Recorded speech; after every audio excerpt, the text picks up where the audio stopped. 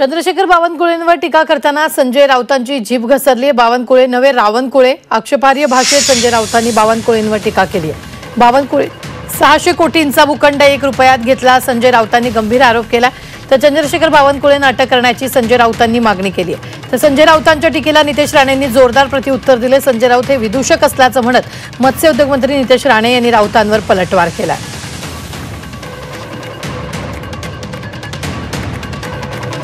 600 कोटीचा भूखंड 1 रुपयाला, हा काय ईडी कुठे आहे, सीबीआय कुठे आहे? या माणसाला ताबडतोब अटक केली पाहिजे। देवेंद्र फडणवीसांनी याला महसूल मंत्रीपद दिले, हा मोठा गुन्हा आहे। भ्रष्टाचारांना पाठीशी घालतात,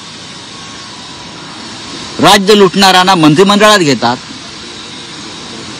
बावनकुळे तुम्ही उत्तर द्या, 600 कोटीचा भूखंड 1 रुपयाला घेतलाय तुम्ही, 1 रुपया किमतीला आम्हाला मिळेल का? हा कसला बालिशपणा सांगताय तुम्ही, कसला?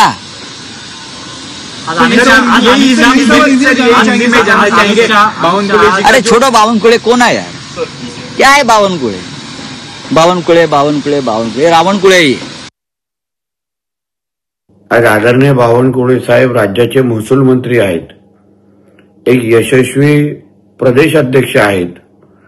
भारतीय जनता पक्षाला त्यांच्या नेतृत्वाखाली विधानसभेमध्ये फार मोठं यश मिळालेलं आहे। आणि दुसऱ्या बाजूला या संजय राजाराम राऊतनी आपल्या स्वतःच्या मालकाचा पक्ष संपवला, उद्धव ठाकरेला आज रसातळाला घेऊन गेलेला आहे। आणि दुसऱ्यांना नावं ठेवण्यापेक्षा तुझ्यासारख्या विदूषकाला अजूनपर्यंत उद्धव ठाकरेंनी का पाळलेला आहे, हा प्रश्न कधीतरी उद्धव ठाकरेंनी स्वतःला विचारावं।